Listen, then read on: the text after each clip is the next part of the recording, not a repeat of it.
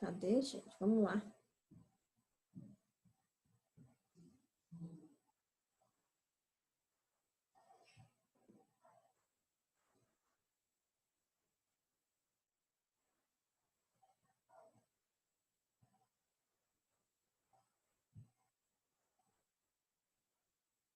Então, vamos lá. O que seria essa primeira fase do trabalho de parto, né? Então, vamos lá. De maneira geral, essa primeira fase do trabalho de parto é um momento de estresse muito emocional, né? Muito estresse emocional para essa mulher, tá?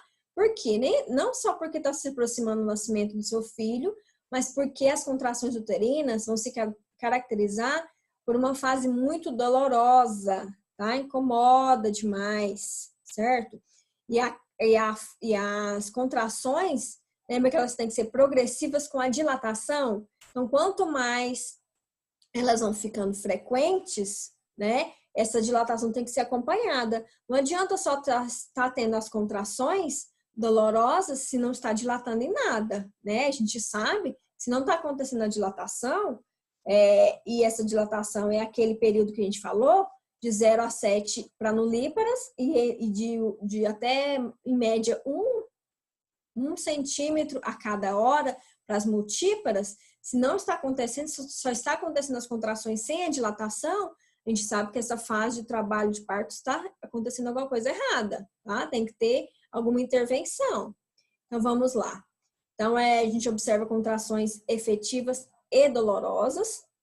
E aí, lembra desse programa de humanização do parto, né? Então, a gente tem alguns controles dessa dor, tá? Então, a gente observa que a gente pode ter controles de medidas farmacológicas e não farmacológicas. Nós vamos atuar no programa de medidas não farmacológicas para envolver esse controle de dor, tá?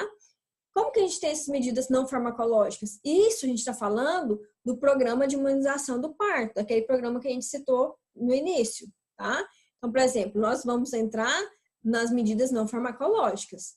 Então, o que a gente tem?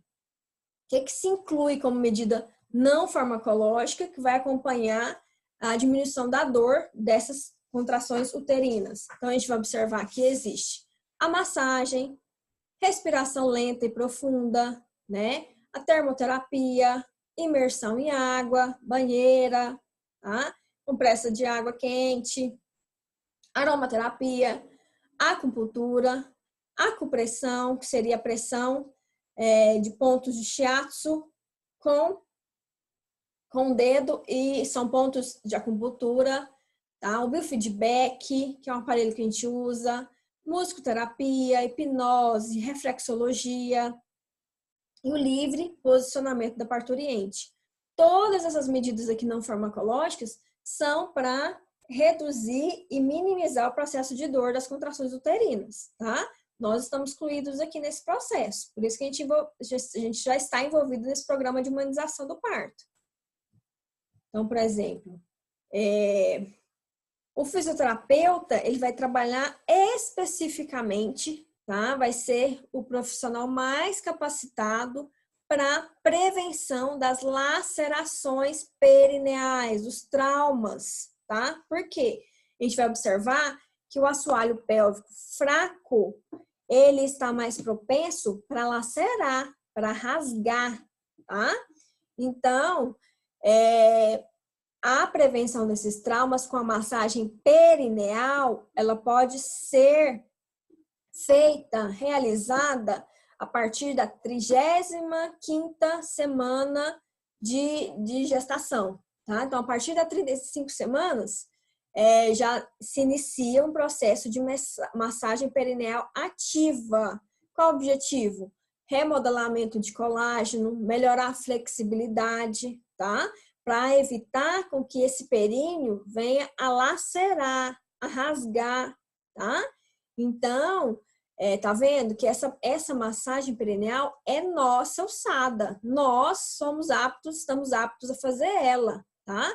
E ela está altamente recomendada nas diretrizes de assistência desse pré-natal no Brasil, tá? Então, um dos grandes medos, um dos grandes percalços que o programa de humanização não está dando certo é isso. porque a mulher ela é incentivada a ter o parto natural, ter o parto normal, mas não tem nenhum preparo, não tem nenhum respaldo, não tem nenhuma ajuda, não é feito nenhum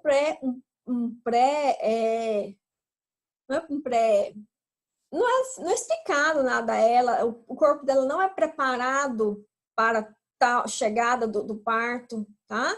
E aí é onde acontece a maioria que não dá certo o parto natural no SUS, tá? Porque não tinha até então um fisioterapeuta ativo já preparando essa mulher no pré-natal, que é tão importante, tá? Então, tá vendo aqui? Achei linda essa frase, ó. Sendo altamente recomendado nas diretrizes de assistência do pré-natal do Brasil, tá? A massagem perineal, certo? O fisioterapeuta pélvico, ele faz a massagem perineal. Ele está apto, nós estamos aptos a fazer essa massagem a partir da 35ª semana de gestação, para se evitar a laceração na hora do parto. Então, por exemplo, o fisioterapeuta trabalhando ativamente nas maternidades, então olha aqui, ó, ele tem que estar ciente que a mulher pode ter feito um partograma. O que seria esse partograma? Tá?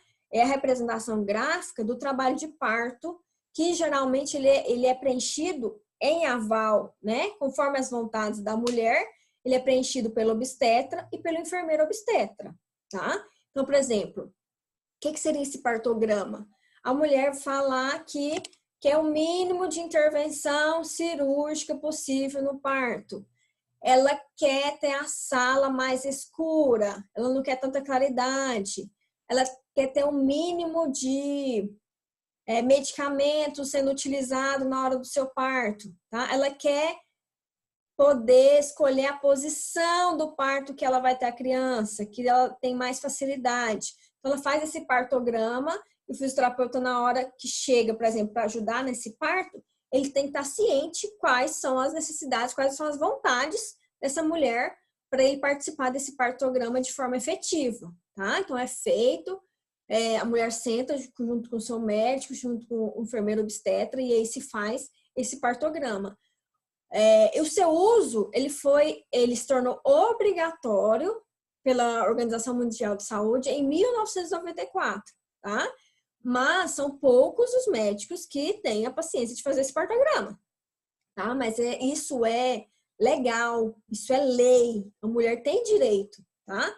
Então, se ela deu entrada numa maternidade, principalmente se for uma maternidade pública, ela tem que estar ciente desse partograma e ela tem que descrever lá as suas vontades, tá? E nós, como vamos trabalhar com essa mulher, às vezes a gente não acompanhou ela no pré-parto, né? No pré-natal, perdão, a gente tem que estar ciente quais são as vontades. Ela não quer ter parto de cócoras, tudo bem, né? Não vamos facilitar o máximo possível, mas não vamos colocar ela na posição que ela escolheu melhor para o parto dela, ok?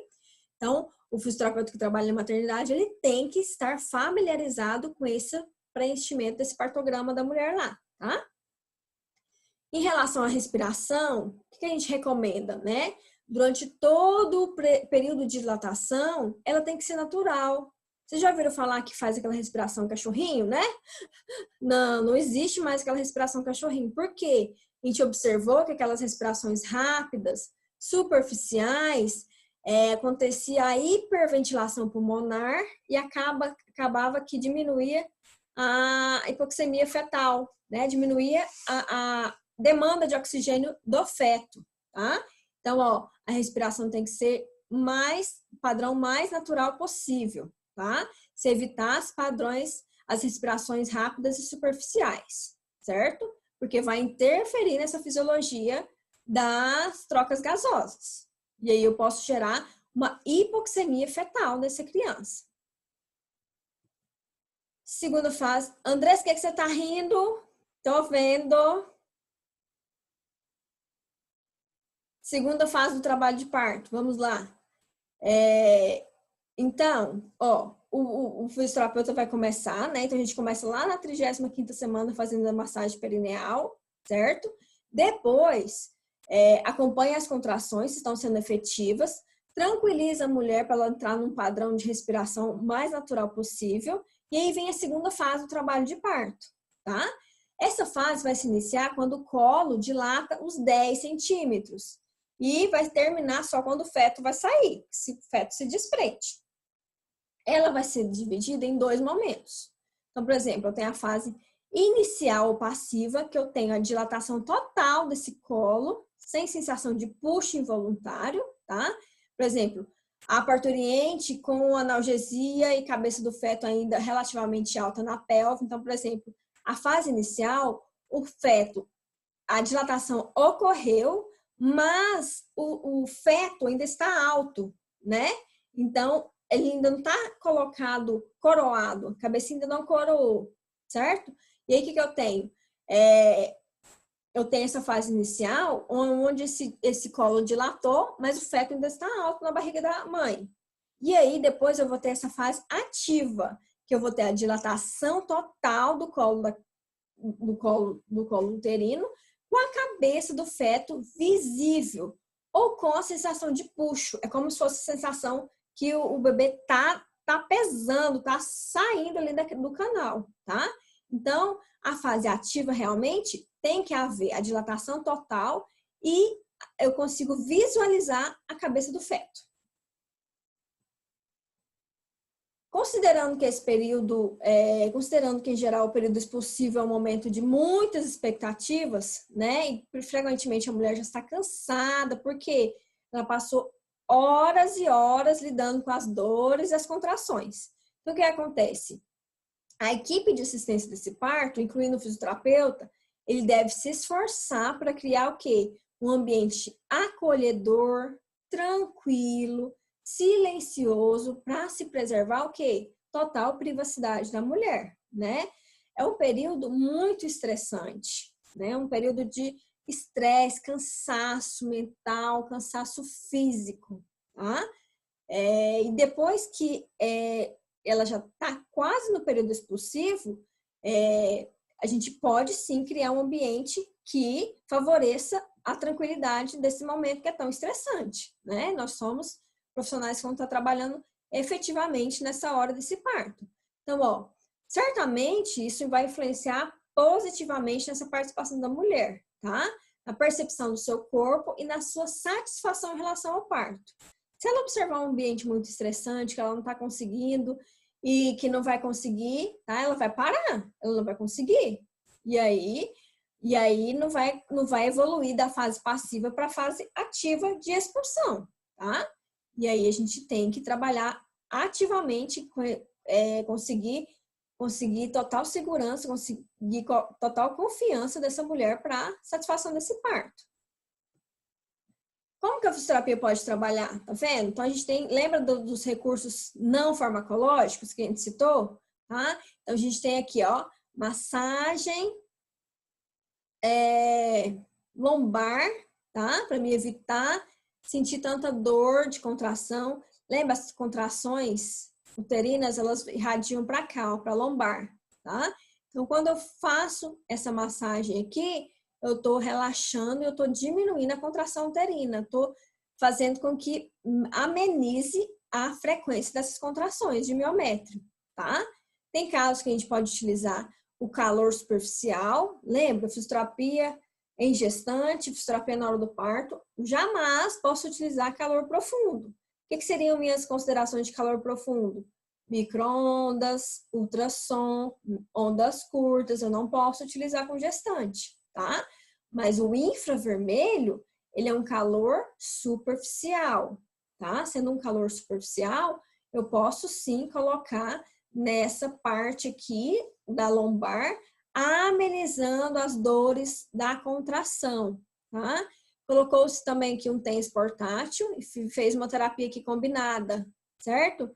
Aqui se achou, a mulher achou melhor esse posicionamento, tá?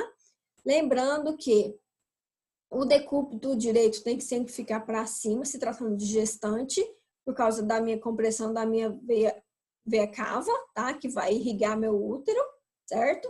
Então, a gestante, ela tem que sempre ser posicionada em decúbito lateral direito, tá? Para cima, ok? Então, aqui a gente está trabalhando efetivamente, acompanhando todas essas contrações, tá? A gente só sai na hora que o bebê realmente nasce, tá? Mas a gente acompanha todo esse período de pré-natal,